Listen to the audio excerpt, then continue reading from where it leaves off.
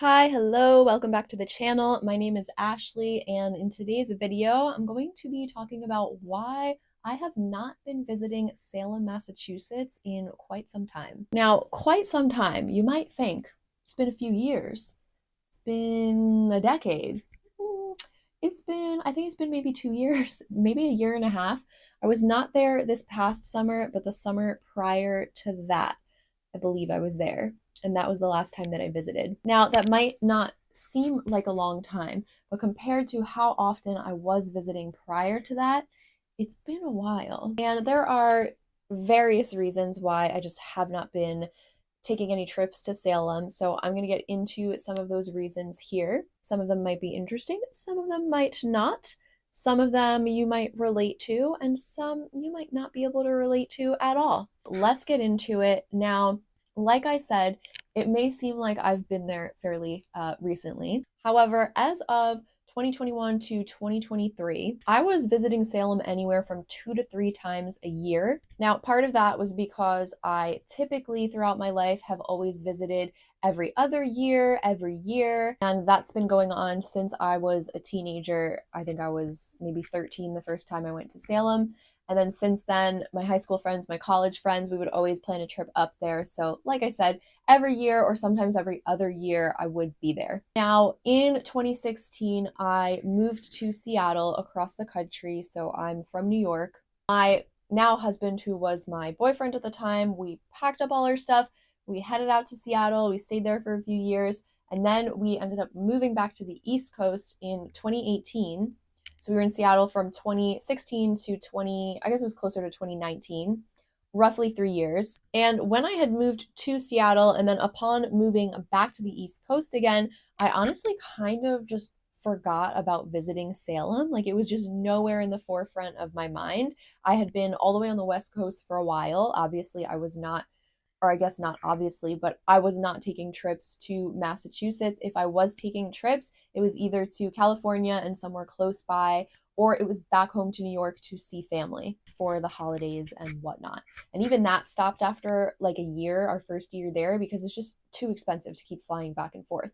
So, wasn't visiting for a few years. We moved back to the East Coast, and still, I kind of just forgot about it. Was not, like I said, in the forefront of my mind. I hadn't really thought about Salem much until COVID hit. Then during COVID, I was like, oh my gosh, I haven't been there in so long, which was weird for me, right? To go from visiting every year, every other year, to just not going for like 4 or 5 years. During COVID, I think that was around the time, I want to say a little after COVID, like 2021 was more the time that I started creating content and doing whatever this currently is. So I hadn't been there in a while. There were so many new shops, businesses, restaurants that had popped up and opened in Salem since I had last been there. And I started going pretty frequently, kind of to make up for all of that lost time that when I hadn't been visiting. So that is really why I was going anywhere from 2 to 3 times a year. I typically would not be going that often, but like I said, making up for lost time, and that's how often I was going over the last maybe, I don't know, 3 years or so. So that was the first reason, kind of just moves and, lifestyle changes, all of that. Second reason is it gets expensive. Gas to drive up there. Luckily, I don't have to fly. If you have to fly, that's an even bigger expense. So, gas, food for every meal of the day, drinks if you're out drinking, shopping if I choose to buy something, which my last few visits, I really was not buying a lot of things in Salem just because it is so expensive. The trip is expensive. So I had kind of tapered off of buying souvenirs and shopping at shops, getting clothes and stuff like that. Haven't really done that in a while. I think the only thing I always allow myself to buy in Salem are candles from Witch City Wicks. That's kind of a non-negotiable just because I'd rather get them while I'm there in person and not have to pay shipping. And I can kind of test out the candles and check out all the different scents. But other than that, I don't do too much shopping as of late. Anyway, the point is that it gets to be pricey. Even the few times that I've been gifted a hotel stay in a collaboration, or my dear friend Erin has been generous enough to insist that I stay at her place, which, you know, that takes a huge cost out of the trip with not having to pay for an accommodation. But even with somewhere to stay, it's still very expensive. You know, like I said, it's expensive. Gas is expensive, food is expensive. If you want to go out and do an activity, or you have to pay a cover to get into a place, if you're getting alcoholic drinks, it really adds up over time, especially if you're going multiple times a year. It's an expensive city, and traveling in general is expensive. And the thing with Salem for me is that I was always pretty close to Salem. Like I said, grew up in New York. I'm from Westchester, if you know the area. It's the same county Sleepy Hollow is in, but it's right on the border of Greenwich, Connecticut. But so from where I grew up, Salem was always about 3 hours, maybe 3.5 with traffic, which is not bad at all. Now we have since moved to Pennsylvania. We've been living here for almost 4 years now. And so now it's a lot longer. I say a lot longer. It's a little bit longer of a drive. It's now more like 5 hours to 5.5 hours, which for me is long. So that is another reason why I haven't been visiting as often, is just because my commute there, commute like I'm going to work, my commute there is just longer and less pleasant, we'll say. I don't like driving, and I usually go up there alone because we have dogs. Someone's got to stay and watch. It's a whole thing. So I usually go alone, and I just hate to drive. My back hurts, like I'm antsy, my neck's hurting, my shoulders. I don't like it. So that's another reason, is just the distance is longer now, and I'm not really into it. So not into the drive. I'm very into Salem, not into the drive. Going back to the travel part for a moment, I am a planner. I plan for everything. So if I know I'm going on a trip, I typically will plan a budget. I will be saving, you know, a year, 6 months ahead of time. And I've noticed that with Salem, because it is sort of a closer trip that I can just drive to and spend a weekend, I tend not to plan as much for that, which is a big mistake, because then of course it's going to get expensive because I didn't put aside any money for it. So, you know, that's my fault. But I think that I do need to just plan better. I think the issue with that is that also sometimes Salem is kind of like a spontaneous thing where someone is like, oh, I'm going this weekend, you should meet me there, or come up for this event, or whatever it is. And you don't really have that much time to plan. So that's also why it gets expensive, because I'm not, you know, thinking about it ahead of time and budgeting properly, and then end up spending money that I did not set aside. I don't like to use credit cards unless I have the cash to pay that off. So if you're thinking, well, why don't you just put it on a credit card and worry about it later? I'm not really in the business of doing that. I would rather have the money put aside beforehand and then just pay for it all in full. It just gives me peace of mind. Let's move on to the next reason, is that I want to visit other places. I love Salem to death. That's my girl.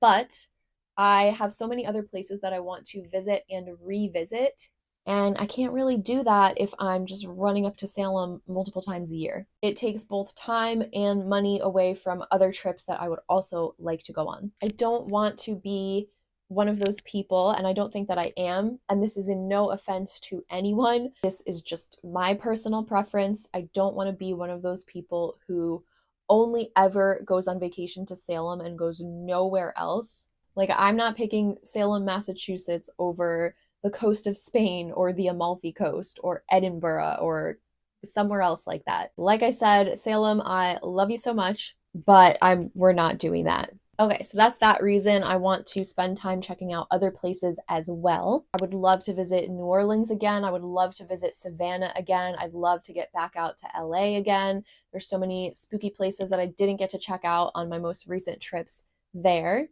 So I'd love to do that again and just spend more time. Would love to go back to Seattle, just to be back there again, because we really enjoyed living there.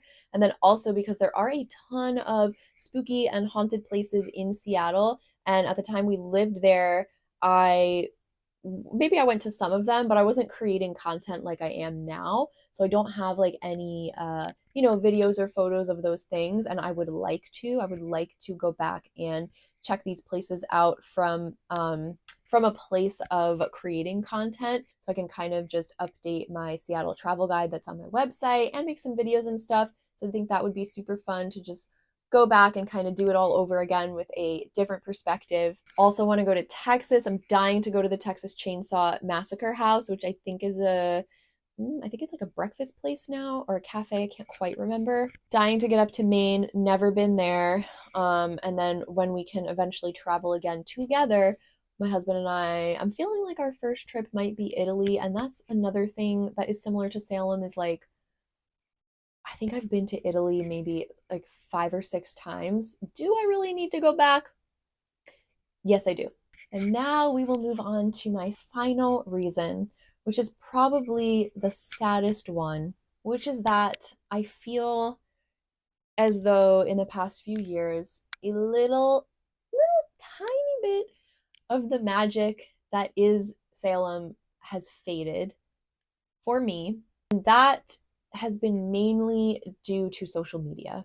Now, I know, I am on social media and I am creating content about Salem. I am fully aware of that fact. So I think just over the past few years, seeing too much of Salem online and influencers sharing, locations and places in Salem. Sometimes influencers sharing the same places over and over again. Not like one person sharing the same place, but multiple people sharing the same place as though it's the first time it's being discovered. Like how many times do I need to see the witch house and hear someone say that it's the only structure in Salem tied to the witch trials? But that's not even true, and there's another place tied to the witch trials. It's another house, like a little, like you might have to drive to it. I don't know if it's exactly within walking distance from Essex Street, and I can't even remember the name. All I know is it was yellow. It was a yellow house.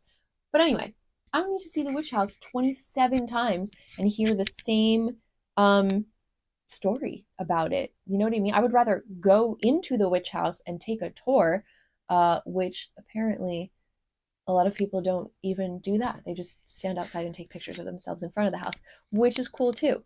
But you should take a tour if you're in Salem because it's really cool inside the witch house. But yeah, I just don't need to. I don't know. I just don't need to hear it 75 times. It's a bit of burnout for me. I have felt a little burnt out on Salem, and especially when the fall season comes up and everyone's, pushing out their October and Halloween reels and posts. That is, of course, when I feel it the most, which is why I also think it's super important to visit Salem in other seasons and experience it outside of the fall. But yeah, it's just a little bit of burnout. I have been burnt out on Salem content, and I get that for many people it is their favorite place.